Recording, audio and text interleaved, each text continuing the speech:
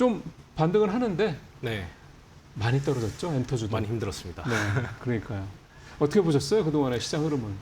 저희가 하이브 실적 같은 경우는 지난주에 기존에 나왔는데, 네. 지난주 나왔는데 저희가 나올 거라고 예상했던 수치들이 있는데 그거보다 훨씬 더 잘 나왔습니다. 좋았는데. 네, 훨씬 좋았고 내용도 나쁘지가 않았는데 그럼에도 불구하고 주가 하락폭이 굉장히 컸는데 이 이유에 대해서 사실 뭐 주가가 하락하니까 굉장히 좀 분석을 해보면 첫 번째로는 저희가 당연히 BTS니까 서프라이즈를 기대를 그렇죠. 했는데 그 BTS가 만들어내는 서프라이즈의 내용이 MD 쪽에서 좀 기대를 했던 부분이 있습니다. 굿즈 쪽에서. 네, MD 같은 경우는 아티스트랑 분배를 할 때 아티스트가 가져가는 비율보다 회사가 가져가는 비율이 좀 높기 때문에 마진율이 높습니다. 그러네요. 근데 반대로 콘서트 같은 경우에는 아티스트한테 주는 비중이 높은데 아티스트한테 주는 공연의 매출 비중이 예상보다 훨씬 잘 나왔다 보니까 저희가 영업이익단에서는 서프라이즈 폭이 예상보다 작았다 이런 약간 실망감이 있었고요. 네. 그리고 두 번째로는 저희가 방탄소년단 실적이 워낙 잘 나오다 보니까 하반기에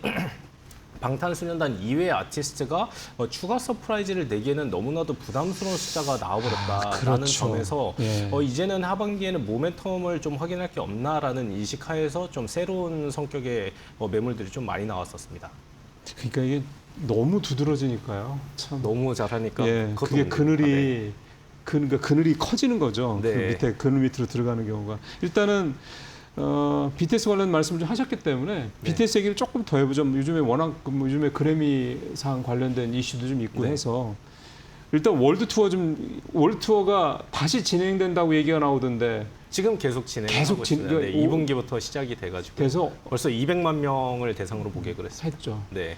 그럼 이게 언제까지 되는 겁니까? 일단 공개된 내용은 내년 1분기까지인데 그럼 계속 하는 겁니까? 네, 1분기까지 계속하고 그다음에 2분기에 추가 공연이 일본 쪽이랑 지금 중동 쪽도 원래 추가 예정이었는데 여기는 사실 좀 전쟁 지금 지역이다 전쟁 보니까 상황이니까. 어떻게 될지는 모르겠고요. 일단은 거기를 제외하고 본다 하더라도 뭐 지금 나온 일정 대비해서 추가 한 100만 정도는 상향 조정될 것으로 좀 보고 있습니다. 앞으로 네, 월드 앞으로, 투어를 네. 통해서. 네. 그러면은 이 월드 투어라는 게 아까도 잠깐 말씀하셨던 게 월드 투어가 너무 잘 되니까 네. 뭐라 해야 됩니까? 기저 부담이 연예인이라고 표현하면 안 되죠. BTS 멤버들한테 줘야 될 금액이 늘어나서 맞아요. 그 예상되는 영업이익이 조금 못 미쳤다 뭐 이런 식의 표현을 네. 하셨잖아요. 그리고 이 월드 투어를 한번 전체적으로 위원님이 보실 때 BTS의 월드 투어의 뭐 그 실적 뭐 이런 네. 부분들 뭐 그런 것들이 사실 저희 같은 사람들은 궁금하거든요. 제일 가보지도 궁금하죠. 못하니까 네, 얼마나 맞습니다. 돈을 버는지 네. 멤버들은 각자 얼마나 가져가는지 뭐 이런 건 어떻습니까?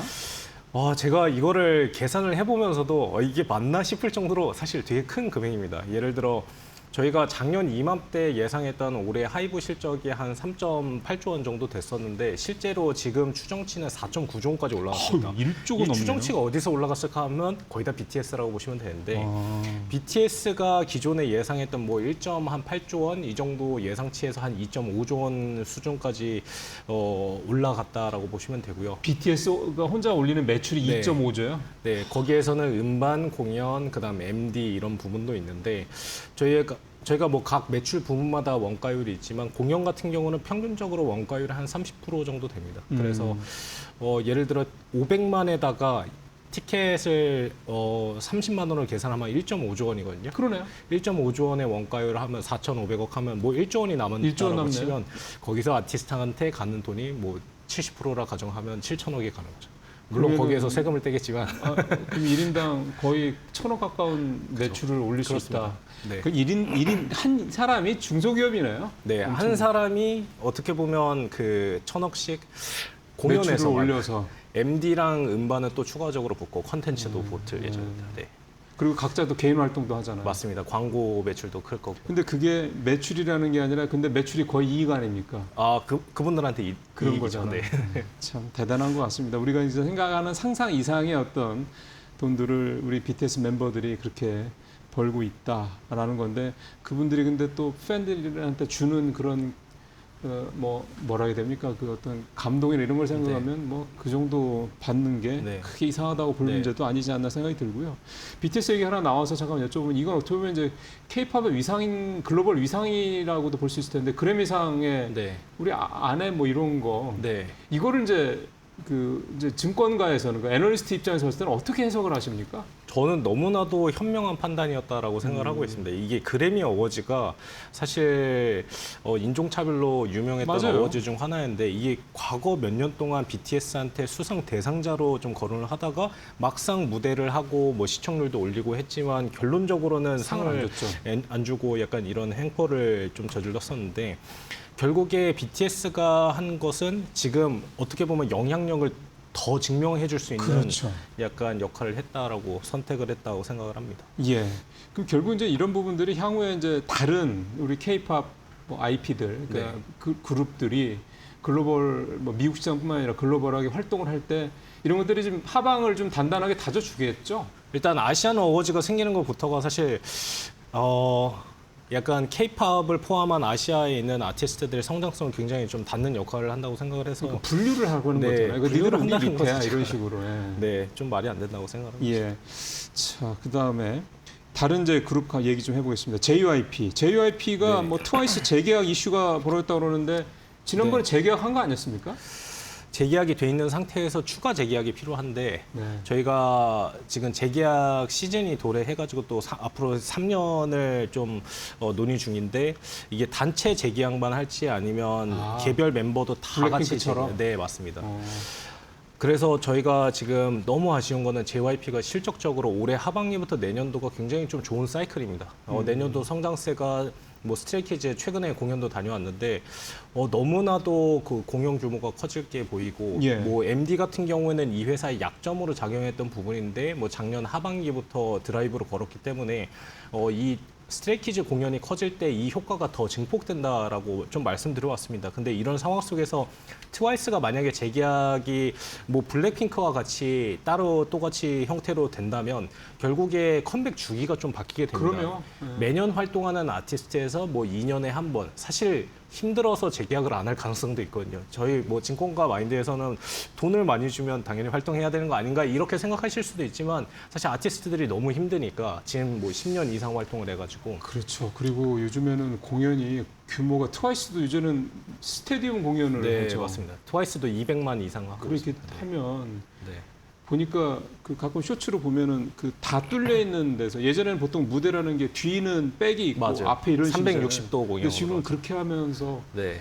그 리더인 그 친구 이름을 제가 기억 지오 네. 예, 지호가 너무 힘들다고 뭐 그런 얘기를 했던 걸 제가 쇼츠로 본 것 같아서 그게 그 친구만의 저 생각은 아닐 거란 말이에요. 다른 그죠. 멤버들도 좀 쉽지 않을 수 네, 있겠다. 돈을 많이 벌고 그렇게 인기를 얻는 건 좋은데 이제 나이들도 적은 나이들은 아니고 그러다 네. 보니 그런 부분들이 좀 있을 텐데 현재로서는 시장에서 나오는 얘기는 결론이 나온 내용은 없습니다. 아직. 없고요. 네. 근데 만약에 블랙핑크처럼 된다면 그때도 블랙핑크 때도 그렇게 해서 YG가 주가가 많이 떨어졌었잖아요. 맞아요. 네. 그럴 가능성을 염두에 둬야 되겠군요. 맞습니다. 이게 리스크로 작용할 수밖에 없는 게 저희가 지금 컨센에는 하반기 그다음 내년 상반기에 어떻게 보면 트와이스의 활동이 좀 포함되어 있는데 그러니까요. 이 부분이 제외된다라고 했을 때 영업이익 추정치가 얼마나 빠지는지도 그렇죠. 좀 체크를 해봐야 되고 네. 이게 저희가 블랙핑크랑 빅뱅에 대해서 가치를 높게 주기가 어려운 게 이 아티스트가 이번에 활동한다 쳐도 다음에 활동을 또 언제 할지에 대한 불확실성이 너무 높습니다. 그래서 그러한 부분들은 사실 실적에 해당하는 EPS 조정보다도 멀티플의 조정을 받을 가능성도 있기 때문에 그러니까요. 이 결과가 나온 다음에 좀 판단하는 게 좋지 않을까 이렇게 보고 있습니다. 멀티플이 떨어지면 실적이 좋아도 네. 주가 상방이 막혀버리는 거잖아요. 맞습니다. 네. 그러네요. 그러니까 지금 저희가 요 트와이스 관련된 얘기를 한 것도 JYP에 대한 투자에 지금 사실은 엔터지들이 워낙 많이 떨어져서 저가면서 할만하지 않나라고 생각하시는 분들이 많으실 것 같아서 이제 개별적으로 이제 하이브도 좀 말씀을 들어본 거고 JYP도 지금 말씀을 들어본 겁니다. 어떤 리스크 요인들이 있는지 그래서 판단을 하시고 그 다음에 혹시 그 다음에 나머지 중에서 뭐 저 위원님께서 보시기에 여기는 조금 얘기할 만한 내용이 있다 싶으신 다른 엔터사가 있다면요?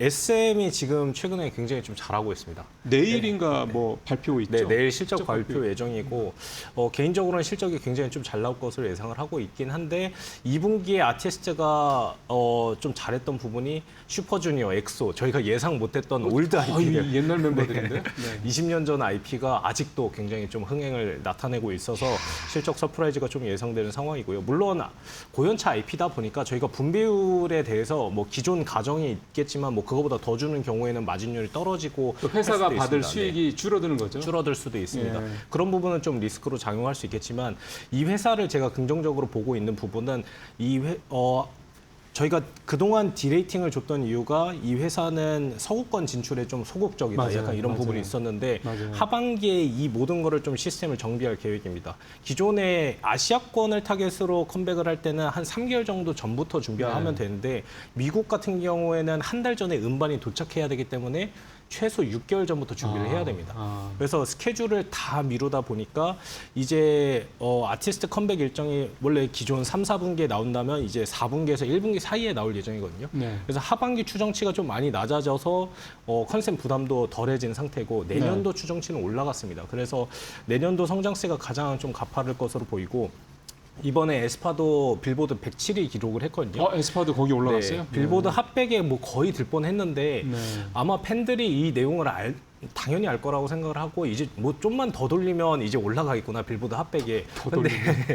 근데 SM 아티스트가 지금까지 뭐 빌보드에 들어간 적이 없었기 때문에 네. 이 부분은 굉장히 좀 유의미하게 작용을 할 것 같습니다. 네. 뭐 SM이 서구권 진출을 선언을 하고 실제 그 효과가 빌보드 핫백이라는 것을 통해서 증명을 했다. 이거는 사실 멀티플을 다시 리레이팅하는 시점이라고 생각을 글쎄요. 하고 그게 증명되는 구간이 올해 하반기에서 내년 상반기 이때라고 생각해서 지금이 되게 좋은 투자 시기라고 판단을 하고 있습니다. 하나만 짧게 더 여쭤보면은 네. 이게 항상 문제가 새로운 그러니까 일반 제조업체들은 새로운 상품 뭐 네. 이거에 대한 게 항상 필요한 거잖아요. 네. 성장을 계속 하려면. 그러니까 결국 엔터사들은 새로운 IP라고 하는 신인 그룹들일 네. 텐데 뭐 좀 어떻습니까? 그쪽은 뭉뚱그려서 하나로 좀 말씀해 주셔도 될 것 같고. 요즘 신인 시장은 어느 때보다 경쟁이 좀 심화된 상태라 저희가 신인 모멘텀이 없다라고 표현할 정도로 사실 그래요? 코르티스랑 캐차이를 제외하고서는 유의미한 지표가 나오는 IP가 없습니다. 저희 눈높이가 높아지기도 했고 네. 일단은 기존에 잘 나가던 IP들이 원래는 좀 인기가 떨어지면서 그 팬덤을 흡수하면서 신인들이 커야 되는데 그렇죠, 그렇죠. 인기 잘 나가던 IP가 아직도 인기가 높아서 아유, 아까 무슨 저 슈퍼 네, 분산 주니어. 효과가 없습니다. 예, 예. 그러면 저희가 신인에 대한 어떻게 보면 투자금이 들어갈 텐데 이게 회수화하는 관점에서는 어려웠죠. 속도가 좀 느려질 수 있다. 그렇죠. 근데 그게 회사별로 차이가 지금 차이가 커져서 이것도 좀 같이 보시면 약간 투자를 하시는데 지금 그러니까요. 당장의 실적보다 뭐 미래의 실적까지 좀 판단이 될 것 같다. 그 관점에서는 지금 하이브랑 SM이 신인단에서는 좀 매우 아웃퍼폼하고 있는 상황입니다. 캐치아이라는 데가 그 여성 그 외국인들 주로 이렇게 한 거기가 미국 현지화 걸그룹. 그게 하이브죠? 네. 코르티스는 어디 겁니까? 코르티스도 하이브입니다. 네. 이게 확실히 같이 하이브가 잘 나가는 참- IP가 라이즈 위시 그리고 올해 데뷔할 SMTR 25라고 있는데 거기도 굉장히 잘 될 것 같은데 거기도 또 SM이고. 그러니까요. 그러니까 네. 그 부분에서는 확실히 그러니까 신인 그룹 중에서는 하이브하고 SM이 네. 두드러지게 좀 맞습니다. 잘 하고 있다. 그러니까 이것도 역시 이거는 이제 호재가 되는 거고 네, 이 두 맞습니다. 회사한테. 이제 시간이 이제 한 3분여 남아서요.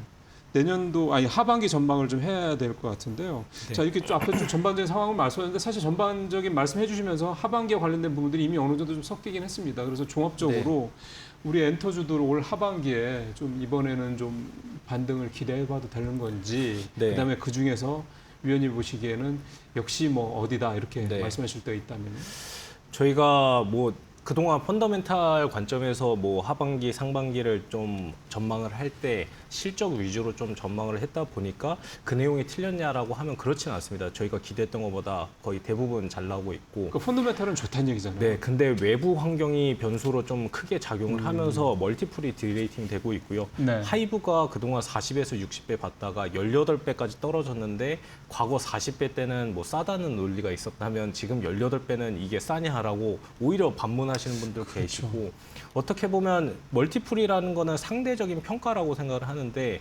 지금 외부 환경 변동성이 높을 때 엔터주의 약간 이런 실적 안정성 그다음에 성장성이 굉장히 좀 매력도가 개인적으로 높다고 생각을 하고 있습니다. 그래서 이 수급의 약간 어지러운 환경이라고 할까요? 이런 것들도 결국에는 뭐 1년이 될지 뭐 2년이 될지 뭐 단기간에 끝날지는 모르겠지만 결국은 정리가 될 것이기 때문에 그 정리가 된 시점에 펀더멘탈이 굉장히 좀 우상향하는 그렇죠. 섹터가 어디냐라고 하면 엔터는 굉장히 좀 확신 있게 말씀드릴 수 있는 상황입니다. 네. 그래서 하반기 같은 경우에는 실적 단으로 전망을 하면 어차피 공연은 하반기에 많이 몰려있기 그렇죠. 때문에 대부분 상저하고 실적입니다. 그래서 하반기 실적이 더 좋은데 저희가 실적에 따라서 주가가 갈지는 사실 판단하기가 굉장히 좀 어렵고 오히려 수급 환경에 따라서 코스닥 시장이 뭐 어제 오늘 굉장히 좀 반등에 나서고 있는 예. 모습인데 이렇게 코스닥으로 수급이 몰리는 환경 자체가 BAI에 대한 투자를 높이면서 어떻게 보면 변동성을 좀 잡아보자라는 포트폴리오 관점에서 좀 접근이 되고 있고요. 그 네. 관점에서는 어떻게 보면 엔터업종을 포함한 코스닥 쪽이 수급이 지속적으로 회복될 가능성이 높다라고 생각을 해서 하반기에는 엔터업종 그래도 기대해 볼 상반기보다 만한. 기대해 볼 만하지 않을까 이렇게 생각을 하고 있습니다. 예. 사실은 어제 오늘도 굉장히 괜찮습니다. 오늘도 엔터주들이요. 5%대 뭐 4% 이렇습니다. 네. 뭐 SM도 그렇고 SM은 6%네. 하여간. 그래서 하반기에 앞서 말씀하신 걸 종합해 보면 역시 하이브랑 SM 중심으로 네. 최선호주는 네, 계속해서 맞습니다. 보면 될 것 같다. 네. 이렇게 좀 말씀을 좀 드려봤겠습니다. 오늘 키움증권의 임수진 위원하고요. 엔터 업종 전반적인 얘기들을 좀 나눠봤습니다. 다음번에 오실 때는 같은 같이 커버리지가 있으신 게 카지노하고 네. 이쪽도 있으시기 때문에 그쪽도 좀 한번 또 말씀을 들어보는 시간 가져보도록 하겠습니다. 오늘 말씀 잘 들었습니다. 네, 감사합니다.